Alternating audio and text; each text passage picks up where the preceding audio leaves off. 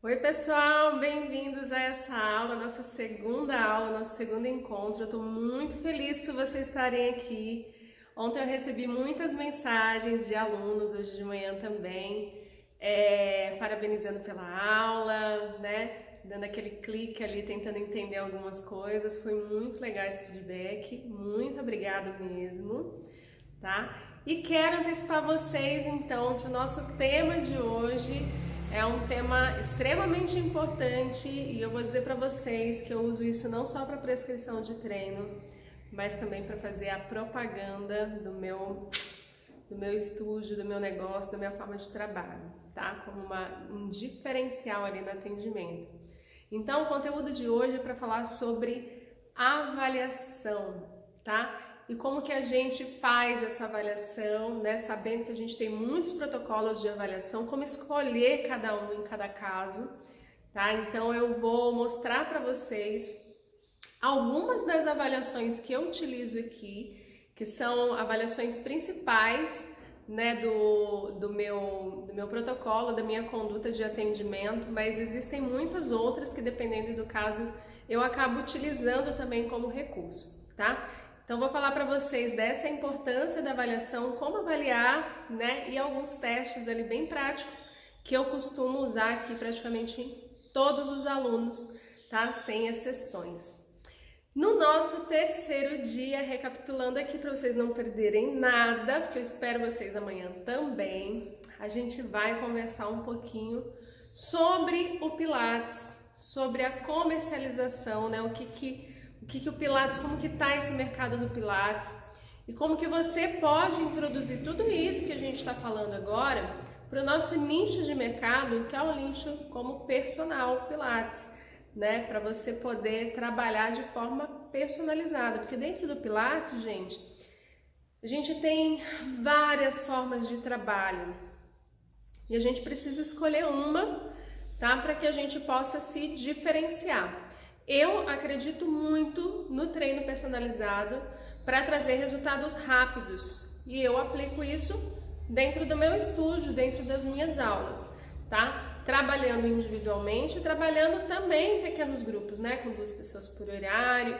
Como que eu faço isso para que seja uma coisa natural, que não fique pesado para mim e que os meus alunos possam ter o reconhecimento de que aquilo que está sendo passado para eles está sendo passado só para eles daquela forma, né? Então eu vou ensinar vocês aí no terceiro dia como que a gente faz isso, tá? E vou dar algumas dicas também de como vocês se destacarem, porque a gente, quando fala em destaque no mercado, muitas vezes a gente pensa só na parte técnica, que é o que a gente está vendo agora, mas a gente também tem que pensar que a gente é um produto, que a gente é um prestador de serviço, que nossa prestação de serviço ela precisa aparecer. As pessoas não vão bater na nossa porta de graça porque a gente colocou uma plaquinha lá na frente. Não é assim que funciona. Quem dera se fosse, né, gente? A vida tava ganha. Mas não é assim. Então amanhã a gente vai conversar sobre isso,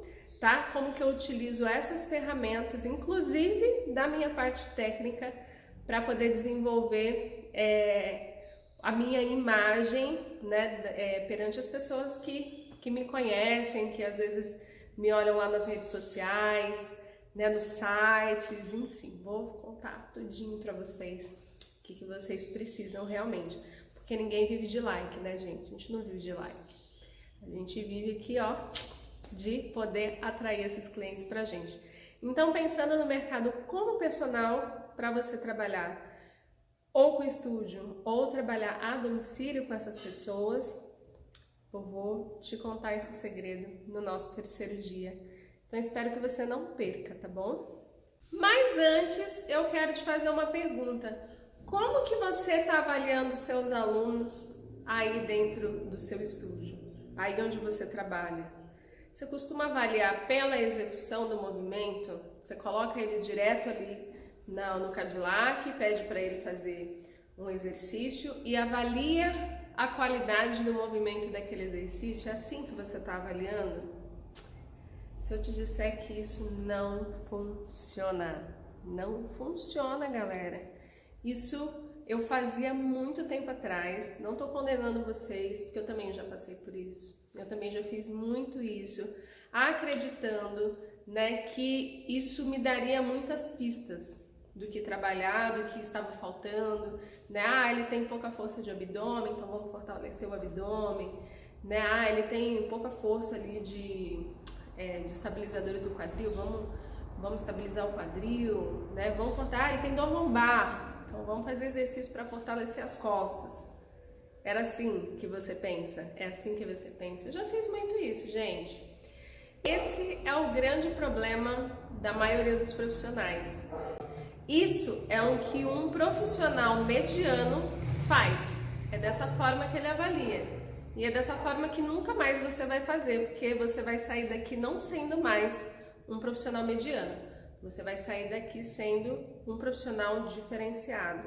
Porque a diferenciação começa pelo seu atendimento e começa pela sua avaliação, da forma como você trata aquele aluno, né? Então, cada um tem a sua individualidade biológica e a gente precisa respeitar ela. E quando a gente está na faculdade, a gente aprende que a avaliação é o primeiro passo que a gente precisa realizar como conduta. Mas no dia a dia, na prática, a gente se esquece.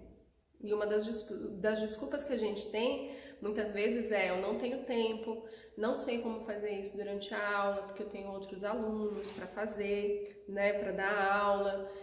E será que eu cobro? Será que eu não cobro? Né? E a gente vai largando de mão porque acha que isso não é necessário, que só a observação do movimento é possível a gente estar realizando uma atividade segura para aquele aluno, sem precisar necessariamente parar para fazer testes avaliativos, né? Os testes avaliativos, eles acabam ficando em segundo plano ou simplesmente eles não acontecem, tá? E aí a gente entra naquele looping, né? De que alguns alunos a gente vê que eles têm resultado e outros alunos a gente vê que não tem resultados. Então, às vezes eu tenho um aluno que tem uma cervicalgia e o outro também tem uma cervicalgia, mas um deles melhora e o outro não melhora, e eu uso o mesmo protocolo. Por que será que um melhorou e o outro não? Por que será que aquele meu aluno que tem hérnia de disco, ele melhorou, mas o outro aluno que também tem hérnia de disco e veio com o mesmo diagnóstico não melhorou? Né? Onde que está esse segredo? Eu só vou descobrir isso se eu avaliar, se eu saber a origem do problema. Porque o meu aluno ter dor é um produto de uma disfunção. É um alerta que me dá para algo que está acontecendo naquele organismo, naquela pessoa. Então, ele não é a causa, né? Ele não é o princípio da causa, ele é a finalidade. Quando o corpo diz assim, chega, não aguento mais, você precisa cuidar, tá? Então, a gente precisa estar realmente muito bem alinhado quando a gente fala sobre avaliação. E isso é que eu vim trazer para vocês como grande importância. No nosso modelo tradicional, no modelo que a gente aprendeu lá na faculdade, a gente aprende que a gente precisa fazer uma anamnese com os nossos alunos, né? E que dentro dessa anamnese, a gente compondo, a gente vê se ele tem um diagnóstico, se ele não tem um diagnóstico, e se ele tem um diagnóstico fechado, a gente considera e trata aquele aluno com aquele papel de diagnóstico. Então, o meu aluno já chega para mim com um CID, né? Então, por exemplo, ele tem hérnia de disco. Então, o problema dele está na hérnia de disco. E aí, o que eu faço? Né? Você não considera que a hérnia de disco ela é o fim de uma disfunção, né? Ela aconteceu por conta de uma disfunção. Ela não simplesmente apareceu ali do nada, tá? Ela pode ter vindo por uma disfunção postural, ela pode ter vindo por uma disfunção de pisada, né? Então, eu preciso saber avaliar de uma forma integrativa, tá? Então, o modelo nosso antigo de avaliação era esse, né? Faz anamnese. No máximo, você faz uma avaliação postural com aquele aluno e depois você colhe o CID e olha os exames para ver como que tá? Hoje, eu já fiz muito isso antes, Mas hoje, eu muitas vezes nem olho o exame do meu aluno, a não ser que ele seja atual e ele faça muita questão de me trazer. Aí eu olho realmente para ter uma visão mais concreta do que está acontecendo. Mas o diagnóstico em si, para mim, não é um fim, tá? Para que vai me ditar o que eu vou fazer com ele em estúdio, tá? Em aula. O que vai dizer para mim o que eu vou fazer com ele ou não são as avaliações que eu vou estar realizando com ele. São as avaliações dinâmicas, são as avaliações funcionais, tá? Eu vou considerar sim a avaliação postural, mas a avaliação postural nem sempre me dá todas as pistas que eu preciso. Ela me dá algumas pistas, mas eu preciso muitas vezes avaliar esse movimento na sua dinâmica, como ele acontece, para que eu possa ter uma resposta realmente mais assertiva do que pode estar acontecendo com aquela pessoa. Ontem eu falei para vocês sobre o modelo integrativo, né, que eu trabalho. Então, hoje eu não trabalho mais nesse modelo tradicional, tá, de avaliação, né, de prescrição de treino. Eu considero e trabalho muito pelas etapas, né, que a gente conversou ali na aula passada, tá? Então, eu trabalho com eles por metas, a gente coloca metas e vai periodizando essas metas.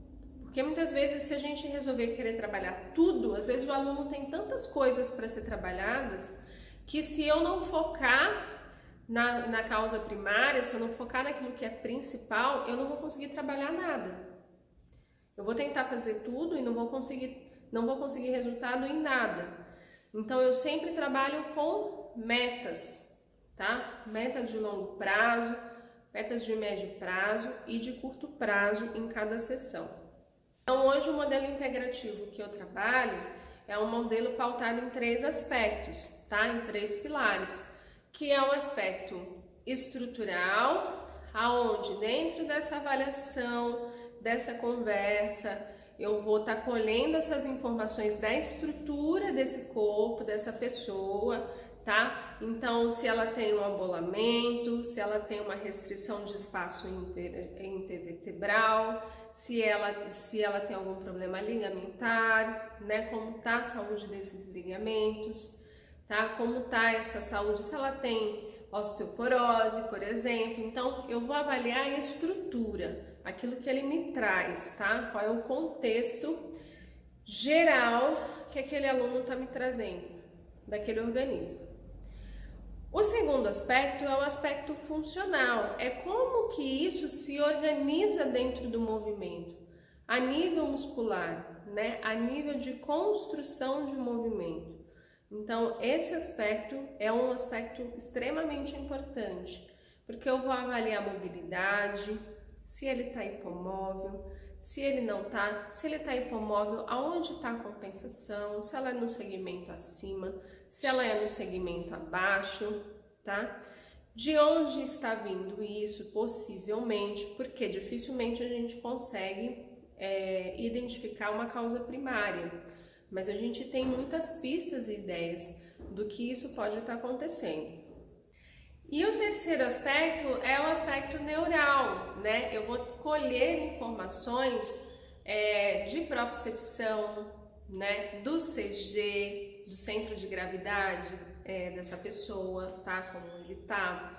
Eu vou colher informações de receptores, captores oculares, né? De como isso está funcionando, que vai refletir, por exemplo, também na minha propriocepção, né? Então, tudo isso eu vou colher também como informação. Então, a minha avaliação, ela também vai ser observada, tá? Para que eu possa acolher uma conduta integrativa para trabalhar com essa pessoa dentro dessas 3 esferas, dentro desses 3 aspectos.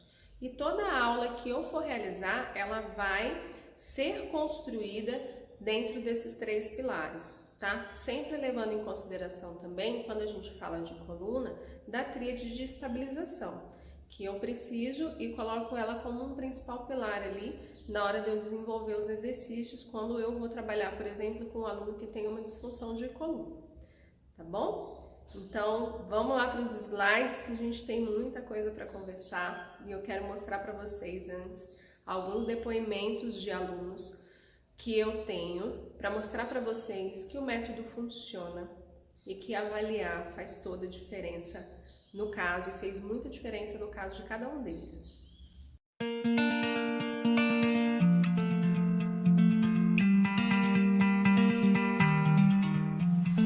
Em outubro de 2018, eu fui diagnosticada com 3 hérnias de disco e 3 bicos de papagaio na coluna cervical. E além disso, eu tenho ainda fibromialgia, então eu tinha muita dor, eu travava direto, tomava remédio diariamente. E o meu ortopedista disse assim, ou você faz algo, ou a gente se encontra na sala de cirurgia. Um mês depois eu parei de tomar medicamento, em novembro eu já não tomava mais medicamento. Em dezembro eu já estava 5 quilos mais magra. E aí nunca mais parei, nunca mais travei, nunca mais tomei remédio, não tenho mais dor. E trabalhar com a Aline é muito legal, né? É ao mesmo tempo cansativo, às vezes dolorido, mas é muito legal. A Aline tem um jeito de ensinar, de mostrar pra gente a posição correta, como é que a gente tem que fazer determinados exercícios de uma forma muito alegre, muito dinâmica. A aula não para o tempo todo, então não é aquela coisa chata de você trabalhar o dia inteiro e chegar aqui, putz, vou ter que fazer pilates. Eu recomendo muito para todo mundo que me pergunta, eu falo, pra mim foi mudança total. Desisto de qualquer coisa, mas não desisto do pilates.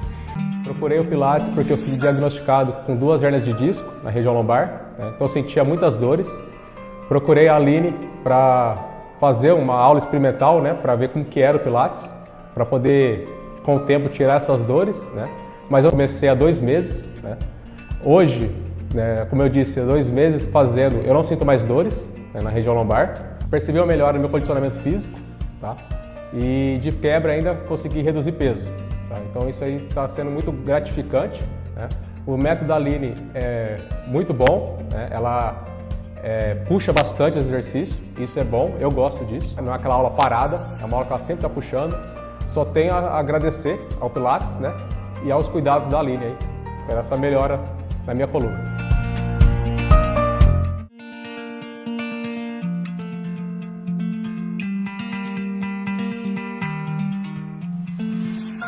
Eu trabalho com ginástica rítmica, então eu sou técnica de uma equipe e também trabalho com educação física escolar.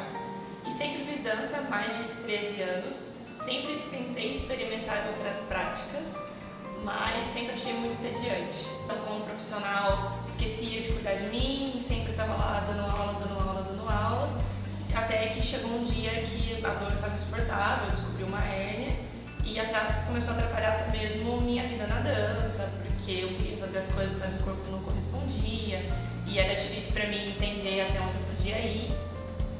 E tentei, fiz fisioterapia, cheguei a fazer um procedimento na coluna, mas nada melhorava significativamente e me trazia uma qualidade de vida.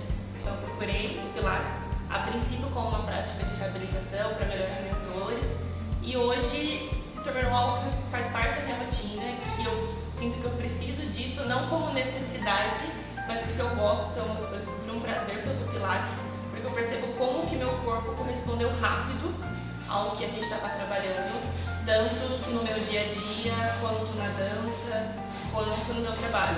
Eu sou muito crítica, né, do profissional que eu ia escolher para trabalhar, e a Aline é uma excelente profissional, ela é extremamente capacitada, confio nela, todo o meu corpinho. E ela é malvada, é muito malvada, mas ela consegue trabalhar de uma maneira que foge do óbvio. Então ela consegue fazer com que um treino do Pilates seja interessante para cada perfil de pessoa. Você procurar um profissional que entenda a sua história, entenda o que você gosta, o que você não gosta, para que aquilo não fique uma coisa monótona. Então o Pilates, para mim, ele traz tudo que eu preciso em termos de fortalecimento e de até mesmo de bem-estar. Então virou parte da minha vidinha. A mente da Aline é assim. Então ela tem muitas ideias e de exercícios diferentes, formas diferentes, que eu preciso estar concentrada no meu corpo inteiro, fazendo tudo ao mesmo tempo. Então isso dá uma outra consciência corporal, é sensacional, assim, não tem o que falar. A consciência que eu encontrei no Pilates me ajudou muito na dança, é uma consciência que é necessária para a dança também. Então isso fez eu ter um carinho muito grande pelo Pilates e pela Aline, até porque ela é mãezona de todo mundo, ela puxa a orelha de todo mundo. Então ela fala, não, você vai conseguir fazer sim, pode ir, vai na fé que você consegue. Então essa puxada de orelha também eu gosto bastante, foi uma das coisas que fez eu me apaixonar pela aula dela e mais ainda pelo Pilates. E aí, gostaram dos depoimentos, gente? Esses são depoimentos de alguns alunos meus. Se vocês depois quiserem ver os depoimentos na íntegra, né, tá no meu canal do YouTube, tá? Peguei só alguns trechos, não ia ficar muito longo. Mas para vocês verem, né, todos eles têm algo em comum ali, tem duas coisas em comuns. Eles tiveram resultados rápidos, menos de 2 meses, tá? E eles também preconizaram muito a questão da aula, né? Da aula não ser parada, da aula não ser monótona, né? Por quê? Porque eu tô sempre puxando eles para um desafio. Eu tô sempre desafiando eles a algo novo, né? Tô sempre buscando trabalhar com eles coisas das quais eles não se permitiam antes trabalhar ou que eles imaginavam que eles não conseguiriam fazer. Então não tem dó de aluno, gente, não tenha dó de aluno, mas respeitem as fases em que eles se encontram, tá bom? E como que eu consigo esses resultados assim tão rápidos? Com a avaliação física, tá? A avaliação, ela me traz muitas chaves, muitos achados de como direcionar o meu treino e colocar ele em microciclos, tá? De treinamentos. Então, como eu disse na aula passada, quem assistiu a aula de ontem, eu trabalho por metas com eles. E eu faço eles entenderem que o que eu estou fazendo é direcionar para uma meta. Então, quando eu faço isso, eu sempre terei algo a trabalhar com eles. Sempre.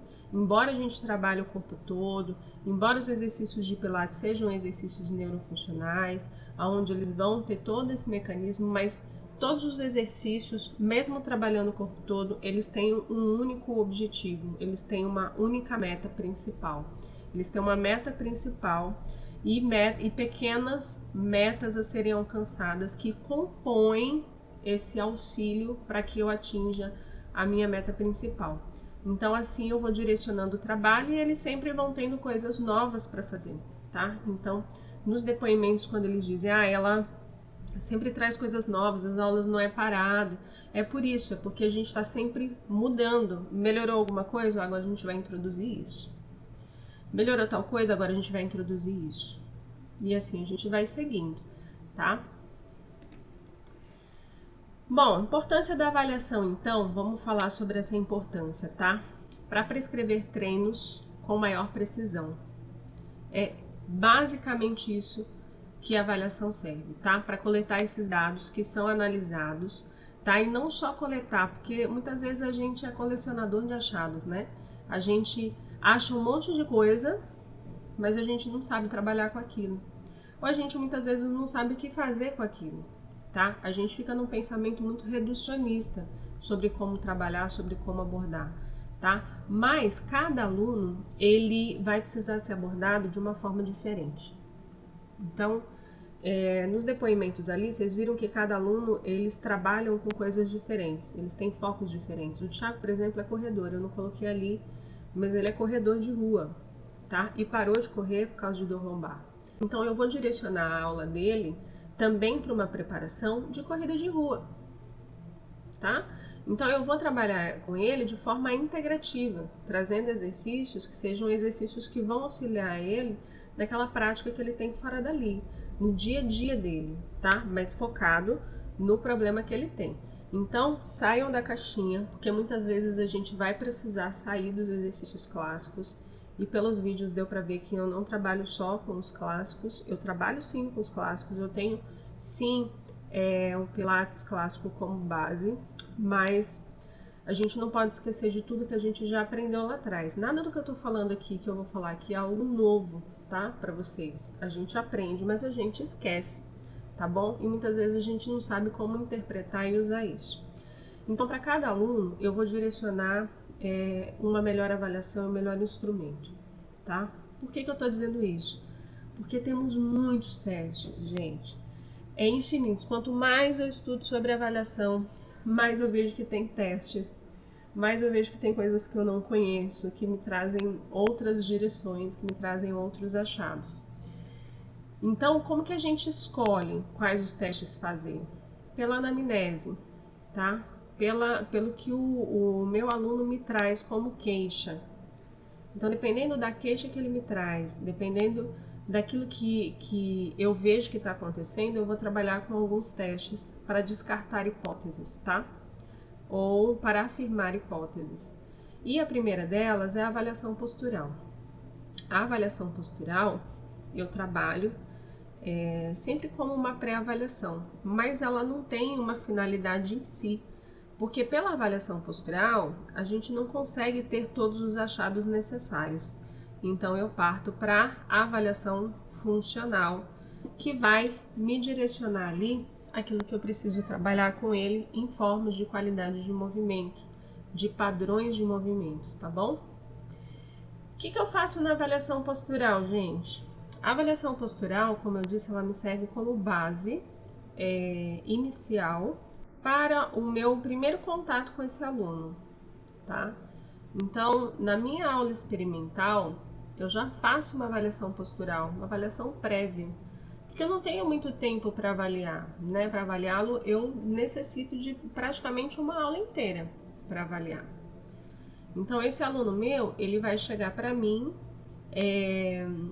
num dia, num horário que eu consiga dar atenção apenas para avaliação. Ele fechando comigo, a minha primeira aula é a avaliação física, tá bom? Mas na própria avaliação, na própria aula experimental, eu digo que eu faço uma pré-avaliação. E a avaliação postural é uma avaliação que vai me dar direções de que possivelmente eu vou trabalhar com eles. E o que observar na avaliação postural, né, galera? A gente vai observar os pés, tá? O alinhamento desses pés, dessa base, tá? Se ele é um pé que tá desabado, né? Se não, tá? A altura desse arco plantar, tá? O alinhamento do hálux. Também vou observar aqui o CG, o centro de gravidade. Se ele tem uma base aberta, se ele tem uma base fechada, também vai me dar muitas direções. Tá? Uma base aberta me mostra que ele tem pouco equilíbrio, pouca propriocepção. Eu vou precisar mexer também na parte de reprogramação neural, tá? Reprogramação postural com essa pessoa. Vou observar os joelhos, tá? O alinhamento, né, dos membros inferiores, tá? Se esse joelho ele é varo, se esse joelho é valgo, tá? A relação do joelho com o quadril. Bom, vou observar os desvios, né, da linha da coluna, tá? Assimetrias, né, no caso ali das escolioses. Vou observar curvas fisiológicas, né, no caso se ele tem uma hipercifose, se ele tem uma retificação cervical, tá? Se ele tem uma hiperlordose, né, como que isso está refletindo. Então, vou por esse caminho aí, tá? O tronco, os ombros e as escápulas também me dão muitas direções, né, do que trabalhar. Muitas vezes eles estão relacionados aí com quadros de cervicalgia também, com quadros de retificação cervical, tá? E a cabeça, né, inclinações e rotações, tá? Como que eu tô citando agora.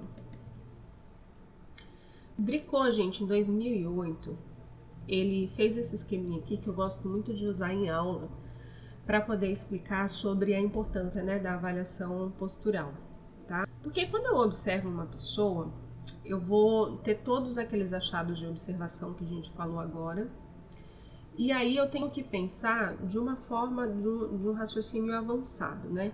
Então, se eu tenho uma pessoa, por exemplo, que vem com queixa para mim de dor nos ombros, né, com cervicalgia, por exemplo, dor no pescoço, eu preciso pensar qual que é a causa dessa dor no pescoço. Geralmente a cervicalgia ela é uma causa secundária. A origem dela não está na cervical. A origem dela está em outro lugar, em uma outra disfunção. E aí essa avaliação vai me permitir ter parâmetros para tentar descobrir qual que é a causa primária daquela dor cervical, tá?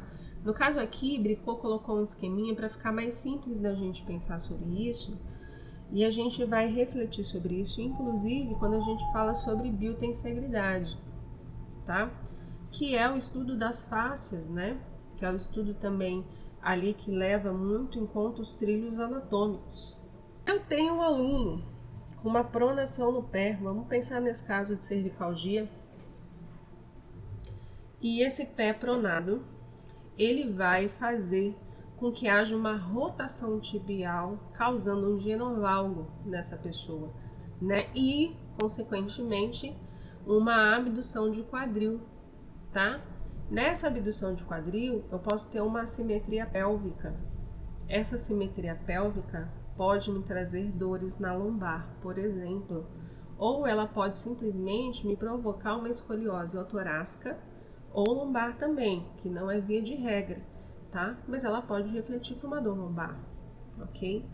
Essa escoliose torácica ou lombar, ela reflete numa depressão do ombro direito e, consequentemente, uma inclinação cervical à esquerda, gerando o meu quadro de cervicalgia, por exemplo, tá?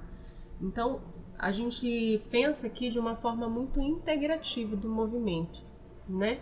Não é o achado pelo achado, mas é o achado para que a gente possa interpretar esse achado e tentar descobrir, é por isso que está acontecendo isso. Então, aonde iniciaremos o tratamento? Aonde a gente inicia, né, mexer, né, onde eu inicio o meu trabalho com aquele meu aluno. Esse é o pensamento que a gente tem que ter quando a gente faz uma avaliação postural, por exemplo, ou uma avaliação dinâmica.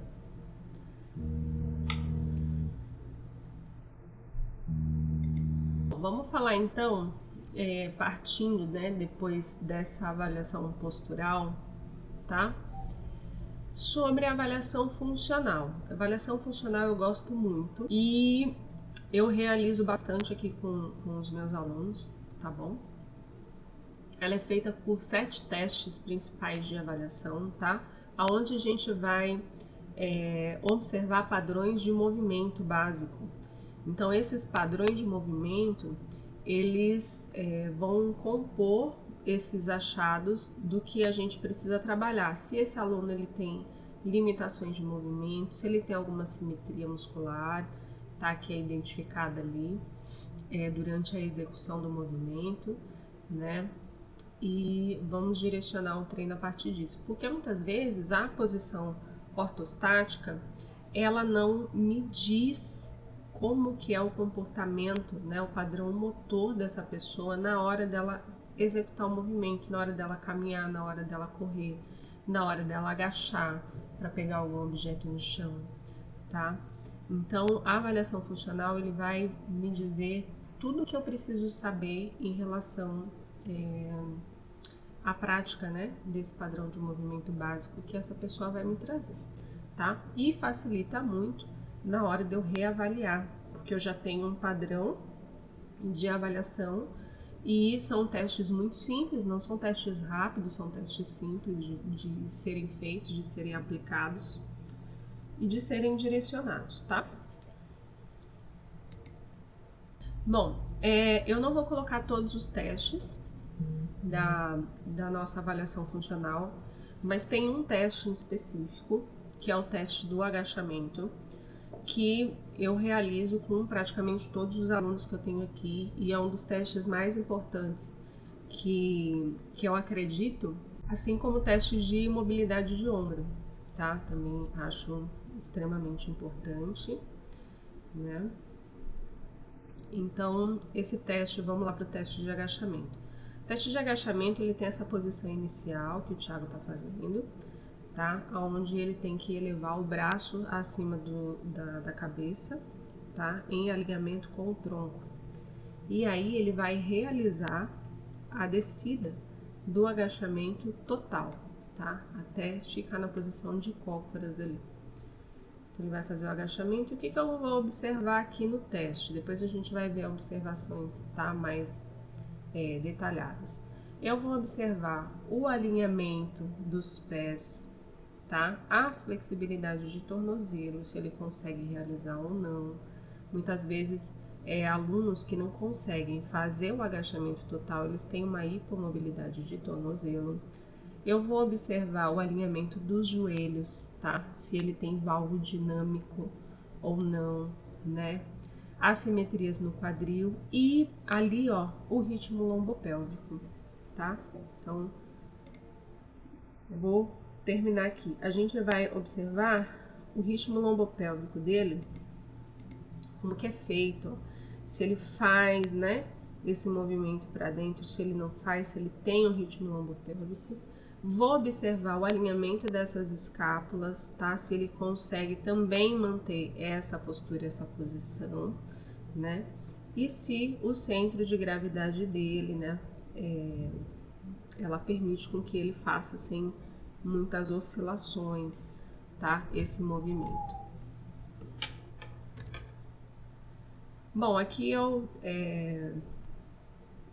coloquei para vocês mais resumidamente o que a gente falou agora, tá? Então, observar estabilidade de tronco, de arco plantar, joelho, pelve, core e lombar, mobilidade de tornozelo, quadril, torácica e glenomeral. Gente, isso aqui é importante, tá? Às vezes a pessoa ela tem uma bursite de ombro, ela não vai conseguir realizar esse movimento exatamente acima da cabeça. Dissociação de quadril, tá? Aqui a gente não tem uma dissociação de quadril, mas em alguns testes a gente tem, tá bom? Flexibilidade muscular e dinâmica, equilíbrio, né? É aquilo que eu falei do centro, né, de gravidade ali, observar. Observar a propriocepção dele, né? Se ele não fica também ali muito descompensado, vamos falar assim. Ativação muscular, concentração, postura e amplitude de movimento. Bom, aqui, pessoal, a gente vai falar sobre ritmo lombopélvico, tá?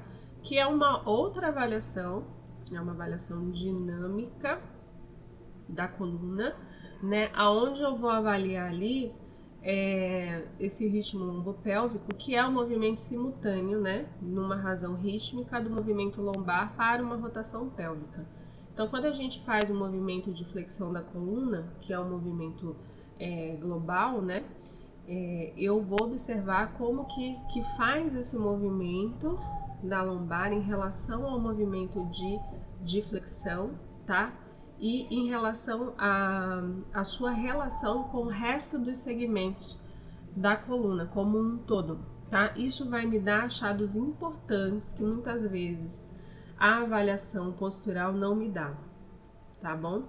Então, por que eu tô falando isso? Ó, eu separei aqui duas avaliações para que a gente possa fazer um comparativo, tá? Essa é a avaliação do Thiago. Então, só para vocês observarem como muitas vezes a gente cai no erro da avaliação quando a gente vai fazer só o teste de flexão da coluna, sem avaliar ritmo lombopélvico, tá? E também quando a gente vai fazer uma avaliação postural, tá? O Thiago, se você olhar a postura dele aqui, ele tem um pouco de hiperlordose, tá? A cifose dele parece tudo bem, ok, normal, ele tá olhando um pouquinho para baixo, mas a cervical dele também é ok, tá? Ele tem um centro de gravidade, né, um pouco duvidoso, que eu digo, porque apesar dele ter uma hiperlordose aqui, ele aparentemente parece que joga um pouco o quadril para dentro, então isso aqui talvez seja uma postura não estrutural, né, viciosa, vamos dizer assim, um padrão de movimento dele, né, na postura ortostática, tá? Mas que a gente vai tirar a dúvida agora sobre o ritmo lombopélvico. Olha como ele desce, gente. Eu vou voltar até um pouquinho aqui, ó. Olha como ele desce em bloco, ó. Ele desce em bloco. Apesar de eu ter pedido para ele descer primeiro a cabeça, descer os ombros primeiro, pra gente poder ver esse movimento. Para ele é muito difícil fazer isso, tá? Então, o padrão de movimento dele, ele é um padrão mais retificado, tá? É o padrão de movimento, tá bom? A gente não está falando em disfunção aqui, a gente está falando em padrão de movimento, percepção corporal, tá? Porque ele é capaz de fazer, mas ele não faz, tá bom? A lombar dele, ó, vamos observar a lombar. Voltaremos aqui. A lombar dele, ela tem que entrar em congruência com a minha região torácica, tá? Ela precisa fazer essa curva. Aqui tá pequenininho, mas em alguns casos eu não sei se dá para perceber, mas eu tenho uma leve aqui hipomobilidade nessa região lombar, tá? Ele tem uma boa flexão de quadril. Então, quando ele toca o chão, ele não toca o chão porque ele não tem um encurtamento de isquios tibiais. Ele toca a mão no chão, né? E nem porque ele tem um ritmo lombopélvico aqui. Ele encosta a mão no chão porque ele tem uma boa mobilidade de quadril, mas ele não tem uma boa mobilidade de lombar, tá? E ele não tem um alongamento de isquios tibiais, tá bom? Ele tem uma certa restrição, depois em outras avaliações a gente tira a dúvida disso, tá? Desse encurtamento, e ele tem um encurtamento leve de isquios tibiais, não é muito não, e ele tem um encurtamento de reto femoral, tá? Mas isso são outros testes que a gente aplica, que dá pra gente perceber no teste de Thomas, né? E no teste de Kendall, que é o teste adaptado de Thomas, a gente consegue observar melhor isso e realmente ter uma boa ideia do que está acontecendo aqui quando a gente avalia esse ritmo lombopélvico, tá? Então o Thiago, ele encosta a mão no chão. Então aí você fala assim, nossa, ele tem uma boa flexibilidade, ok, né? Mas o problema dele não tá na flexibilidade em si aqui, ó, do quadril, ele joga, tá vendo? O problema dele tá nessa hipomobilidade da lombar, tá? Vou mostrar um caso bem mais aparente do que eu tô falando. Esse é outro aluno, ó, ele já desce com menos padrão de retificação do que o Thiago, mas aqui, ó, não mexe não, tá? Não mexe. E quando ele vai subir, vocês vão ver que aqui vai continuar igual, ó. Por que eu peço para ele fazer essa extensão? Vamos observar agora no caso do Thiago também. A torácica dele é muito boa, ok, tá? Do Thiago. Ó, ele sobe em bloco aqui. Eu vou pedir para ele baixar de novo. E vou pedir para ele ficar no padrão que o meu outro aluno ficou, tá? Pra gente ter uma outra observação. Ó. Muito bem. Por que eu peço para eles fazerem essa extensão da coluna? Para eu observar todo o ritmo lombopélvico e o ritmo dessa coluna, se ela faz esse desenrolar, né, de entrar em congruência e sair, tá? E se ele tem, por exemplo, uma hipercifose estrutural, ou se ela não é estrutural, se ela é funcional, tá? Então aqui, se ele tivesse uma hipercifose estrutural, a cifose dele não sairia da curva, ela não entraria aqui, ó, tá? Em retificação junto com a lombar, tá? No caso dos dois. No caso, nenhum dos dois tem hipercifose, tá? Mas se fosse um aluno que tivesse hipercifose, ele ia entrar nesse padrão, tá bom? Ele não ia conseguir fazer isso. No caso dele aqui, ele tem pouca mobilidade de quadril, tá? E ele tem encurtamento de isquios tibiais também. A lombar dele é muito mais hipomóvel que a lombar do Thiago, tá bom? Se você colocar um copo de água aqui em cima, mesmo que ele esteja lá embaixo, o copo de água vai ficar de pé, tá? O copo de água vai ficar de pé.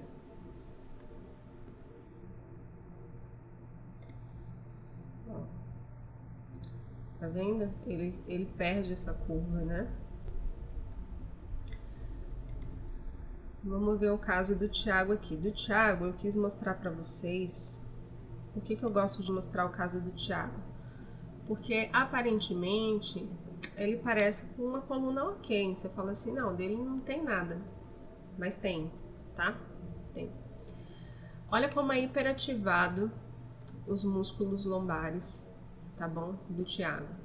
Isso faz com que ele tenha essa hiperativação aqui, tá? Faz com que ele tenha muitas vezes essa hipomobilidade lombar, tá? Então essa pequena hipomobilidade lombar, ela provavelmente está ligada a essa hiperativação dessa musculatura. O que eu trabalho então com o Thiago? Alongamento? Não, eu não vou trabalhar com alongamento no caso dele. No caso dele, eu vou trabalhar com dissociações de quadril, eu vou trabalhar com mobilidade de coluna lombar, eu vou trabalhar com mobilidade de membros inferiores, tá bom? Eu vou trabalhar muito com mobilidade dessa região. Ele precisa ganhar mobilidade para que essa hipertensão dessa musculatura possa se desfazer e aí sim ele realmente fazer o ritmo lombopélvico lá embaixo, né, para ter esse ganho, esse pequeno ganho que ele tem. Ele é um esportista, não vai ter tantos problemas assim, tá? No caso dele também vou trabalhar muito com mobilidade inicial e depois com alongamento, tá? No caso dele aqui. No caso do Thiago, muito mais mobilidade do que alongamento. No caso dele aqui, inicialmente mobilidade e futuramente mais alongamento, tá? Então é isso, gente. Não sei se eu consegui clarear um pouquinho para vocês. É um assunto bem complexo avaliar o ritmo lombopélvico. Tem muitos detalhes que a gente precisa prestar atenção. E muitas vezes a gente precisa completar esses achados, tá? Com outras avaliações, como foram as avaliações que eu explanei para vocês aqui agora, tá? A princípio, quando eu observei a avaliação do ritmo lombopélvico do Thiago em questão, eu falei assim, nossa, muito bom esse ritmo lombopélvico dele. Quando a gente vai fazer as outras avaliações, você fica meio na dúvida, né? A princípio eu achei muito legal, depois eu fiquei meio na dúvida. E eu falei, não, vamos fazer o resto dos testes. E a gente foi fazer o resto dos testes e aí deu positivo para algumas coisas de trabalho, né? Então, é interessante isso, da gente fazer essa observação e esse paralelo, tá bom? Então, avaliar o ritmo lombopélvico é muito importante, tá? Não só em casos como esse que eu trouxe, mas em casos de hipercifose, como eu explanei aí e falei. Então, pessoal, é isso. Eu espero vocês amanhã, tá bom? Na nossa aula. Esse curso, essa jornada, são para profissionais do movimento, mas especialmente para profissionais que querem parar de depender, né, de estúdios, sabe? Que querem realmente tomar um rumo, uma direção ali nas suas vidas, assim como eu fiz, para que você não fique sem aula, né? Nessa pandemia, nesse período pandêmico que a gente está vivendo, ele é um período que foi muito difícil para muitos profissionais, né? Muitos estúdios perderam muitos alunos e, consequentemente, muitos profissionais não são registrados, né? São contratados, perderam suas aulas.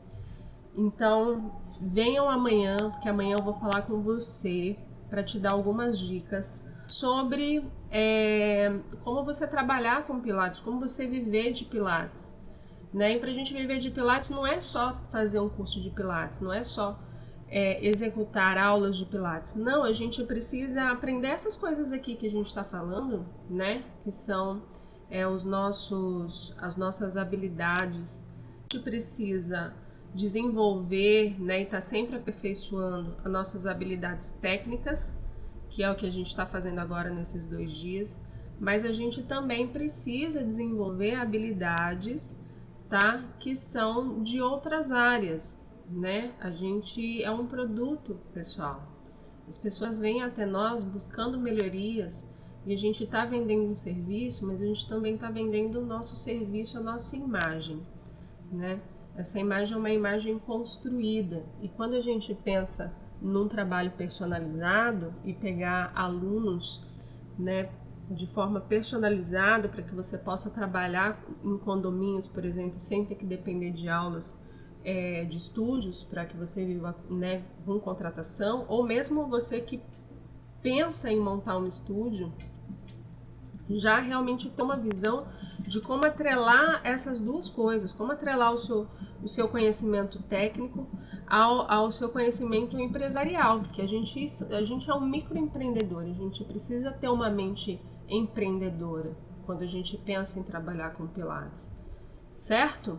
Então eu espero você amanhã, que a gente vai conversar sobre isso, tá? O meu objetivo é ajudar você, profissional, a ter autonomia, né, a tomar as rédeas da sua vida, tá, em relação à sua carreira, tá? Porque eu por muito tempo também sempre ouvi outras pessoas e sempre fiquei com aquele medo de me expor e de colocar, e isso é uma coisa que sempre martelou muito na minha cabeça, que eu sempre quis ajudar muito outros profissionais.